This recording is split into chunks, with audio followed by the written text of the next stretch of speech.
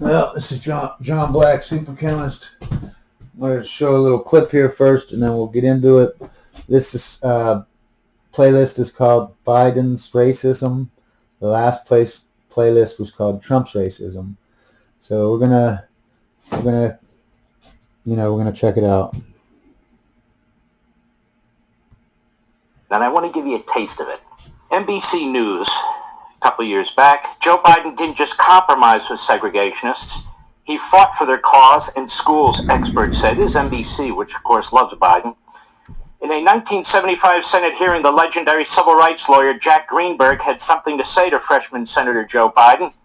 Greenberg, longtime director of the NAACP Legal Defense Fund, took Biden to task for sponsoring a bill that would limit the power of courts to order school desegregation with busing. It was a move that followed the wishes of many of Biden's white constituents in Delaware. The bill, he said, heaves a brick through the window of school integration, said Greenberg, one of the lawyers who won the Brown versus Board of Education case that ended legal school segregation 21 years earlier. And according to Greenberg, Biden was the man with his hand on the brick. Political experts and education policy researchers say Biden, a supporter of civil rights in other arenas, did not simply compromise with segregationists. He also led the charge on an issue that kept black students away from classrooms of white students. His legislative work against school integration advanced a more palatable version of the separate but equal doctrine and undermined the nation's short-lived effort at educational equality, legislative and education history, experts say. Joe Biden. Racism and segregation, if it was good for Joe Biden, if it could get him votes, he would support it. Here we have the Gazette. We must never forget. Joe Biden wants Americans to remember their country's racist legacy.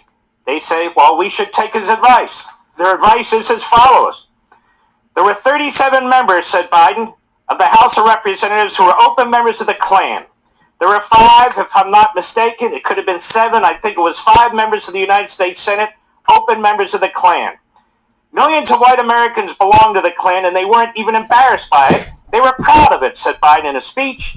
Right, and Biden seemed proud of them. He sided with notorious segregationists to oppose integrated busing, saying in 1977 he didn't want his white children to grow up in a jungle, the jungle being a racial jungle, quote unquote. Biden called Senator Robert Byrd a friend. At Byrd's funeral, Biden called him a mentor, and he was a guide. Even more, Byrd elevated the Senate, he said. This is a man who knew exactly what he was doing, Biden said while eulogizing Byrd. Biden has praised or boasted about friendship with at least 6 segregationists. That would include Byrd, Talmadge of Georgia, Eastland, and Stennis of Mississippi. That's 4, and there were 2 others. Lecturing the American people, talking about us as if we were the white supremacists and racists, when he was. And he did it for votes. And he did it for politics. Here's a piece from our friend Mark Thiessen in the Washington Post a couple years back. President Biden wants credit for nominating the first black woman to the Supreme Court, but here's the shameful irony. As a Senator, Biden warned President George W. Bush that if he nominated the first black woman to serve on the Supreme Court, he would filibuster and kill her nomination. The story begins in 2003 when Bush nominated Judge Janice Rogers Brown to serve on the U.S. Court of Appeals for D.C., considered the country's second most important court and has produced more Supreme Court justices than any other federal court. Brown was immediately hailed as a potential Supreme Court nominee. Well, Biden did what he does best, character assassination.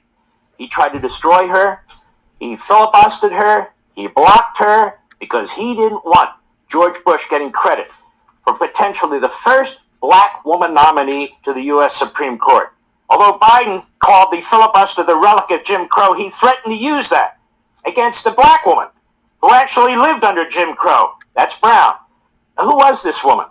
She was the daughter and granddaughter of sharecroppers, grew up in rural Alabama during the dark days of segregation, when her family refused to enter restaurants or theaters with separate entrances for black customers.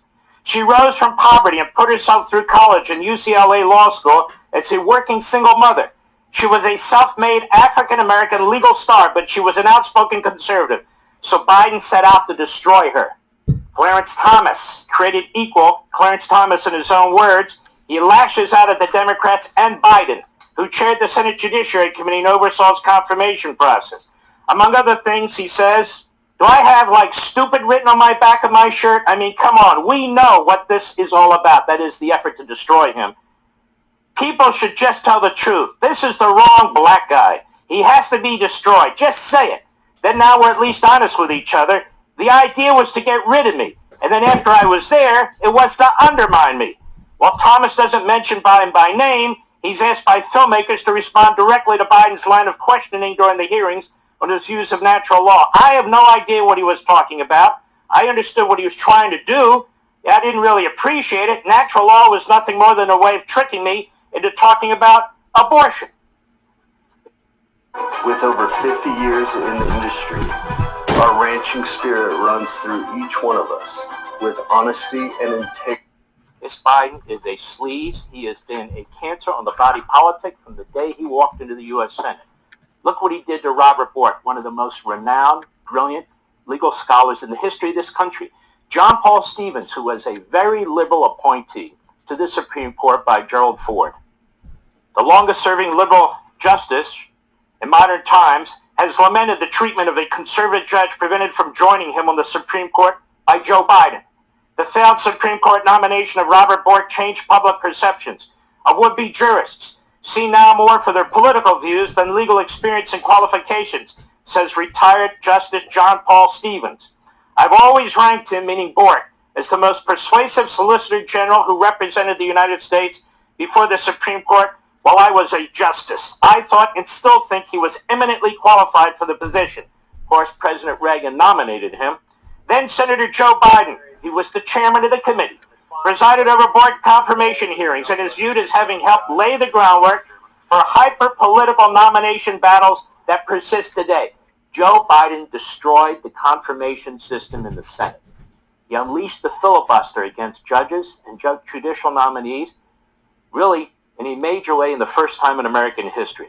Before Bork was nominated to the High Court, Biden said he would support his nomination if tapped for the Supreme Court. But Biden reversed his position as Senate Democrats and liberal groups opposed Bork and launched a campaign to derail his nomination, to smear him, to character assassinate him. The confirmation battle set up stage for ideological wars over Supreme Court nominees ever since that center on judicial philosophy rather than on qualifications, and give rise to the verb to bork, defined by Merriam-Webster dictionaries to attack or defeat unfairly through an organized campaign of harsh public criticism or vilification. The tactics of Bork's opponents included misstatements about his views, this is Justice Stevens speaking, and a certain amount of unfair comment on his character, motivated in part by a fear that his approval might lead to the re-examination and possible overturning of Roe v. Wade, Stevens wrote. What about Reagan? What did Reagan think of Joe Biden? Reagan was a very kind man. Well, the Reagan administration has adopted a foreign policy of unwise intervention and rigid ideology, which has failed in the Soviet Union, Nicaragua, and South Africa. Democratic presidential contender Joseph Biden said yesterday at the Kennedy School of Government, this is 1987, Biden, who will officially announce his candidacy, said that Reagan had lost the confidence of both the American people and the Western European nations by sponsoring, quote, military adventures, unquote, around the world, by avoiding normal foreign policy channels. He said, military interventionism, as embodied in the Reagan Doctrine, is in tatters. It has led to the deceiving of our allies, trading arms to terrorists, circumventing Congress, and most profoundly, losing the confidence of the American people and our European allies. One of the greatest presidents in American history who destroyed the Soviet Union, who pushed communism out of our hemisphere. This is Joe Biden, who is a disaster in so many respects. Foreign policy at the top. Biden said that American foreign policy has failed to adapt to changing realities and has instead been characterized by outdated approaches to the Soviet Union and world problems, particularly in Central America and South Africa. That's Biden attacking Reagan. What did Reagan think? President Joe Biden is absolutely right, writes in the Washington Examiner, Quinn Hillier, to make a case now on behalf of arming Ukraine, but the way he chose to do it was hypocritical as can be. Biden used as a model of behavior the late President Ronald Reagan's famous speech where in the Gipper in Berlin said, Mr. Gorbachev, tear down this wall. One problem, Biden at the time hated that speech, you heard it. He said it was dangerous rhetoric. In Reagan's personal diaries, the Gipper rarely mentions Biden. But after his Berlin Wall speech, Reagan was infuriated by Biden, who at the time was in a race for president that would fizzle to nothingness when Biden repeatedly lied about his heritage and his resume. Biden had blasted Reagan's speech and the Reagan doctrine of arming people willing to fight for their own freedom against autocratic regimes. In his diaries, Reagan wrote, "There was some talk about Senator Biden, now candidate for president. I saw him on CNN last night speaking to the JFK School of Harvard University. He's smooth but pure demagogue, out to save America from the Reagan doctrine." Reagan was right. Biden is a pure demagogue and always has been. Robert Gates served under every president since Nixon, save Bill Clinton. What did Gates say? And I paraphrase, "Biden has been wrong about foreign policy and national security in every major respect for 40 years. That's close enough. We all know it to be true. What about Biden's treatment of the state of Israel? Oh, he loves Israel. Oh my gosh. Decades of it. Great piece by Barry Shaw in Israel Hayom. Joe Biden is once again at loggerheads with Israel, he wrote just a few weeks ago. This has been brewing for decades. Biden infamously admitted telling Benjamin Netanyahu, "Bibi, I love you, but I don't agree with a damn thing you say." Biden seems to have learned nothing from his personal contentious relationship with Israel going back decades. Biden's animus towards Israel has not been confined to Netanyahu. Biden's long and contentious relationship with Israel goes back to June 1982 when, as senator, he threatened another Israeli prime minister, we've talked about this, Menachem Begin, with holding back U.S. aid to Israel, which caused Begin to respond. In other words, just like he's blackmailing Netanyahu, just like he's behind the ICC effort to issue an arrest warrant against the Prime Minister of Israel. This is his modus operandi. You can see throughout his life. On the Senate floor with the racists, you can see what he's done at the Senate Judiciary Committee, how he attacked Reagan and Bork and Thomas, and not just attacked them, character assassinated them. And my Begin said, "Don't threaten us with cutting off your aid. It won't work. I'm not a Jew with trembling knees. I am a proud Jew with 3,700 years of civilized history. Nobody came to our aid when we were dying in the gas chambers and ovens. Nobody came to our aid when we were striving to create our country. We paid for it. We fought for it. We died for it. We'll stand by our principles. We will defend them, and when necessary, we will die for them again, with or without your aid," he says to Biden, eyeball to eyeball. 1982, Senator Biden reportedly banged on the table with his fist, to which Begin retorted, "This desk is designed for writing, not for fists. Don't threaten us with slashing aid. Do you think that because the U.S. lends us money, it is entitled to impose on us what they think we must do? We're grateful for the assistance we have received, but we are not to be threatened. I am a proud Jew. 3,000 years of culture behind me, and you will not frighten me with threats. Take note. We do not want a single soldier of yours to die for us." Seems Biden failed to learn from that experience. As a fledgling senator, Biden made his first visit to Israel in 1972, just days before the Arab attack against Israel in the Yom Kippur War.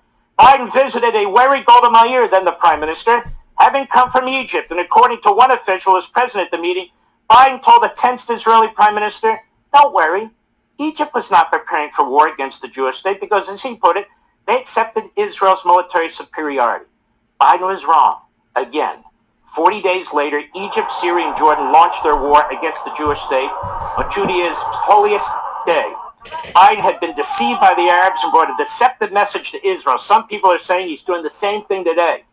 As vice president in the final days of the Obama presidency, Biden played a key role in delivering the anti-Israel votes in the UN Security Council, Resolution 2334, December 23, 2016, which in its deceptive language cast Israel's illegally occupying land in 1967 that had been illegally occupied by Jordan since the Arab War of 1948 on territory that had been granted to Israel by virtue of a majority vote for the UN Partition Plan resolution. This was Obama's stab in Israel's back as they were preparing to leave the White House after their defeat at the hands of Donald Trump.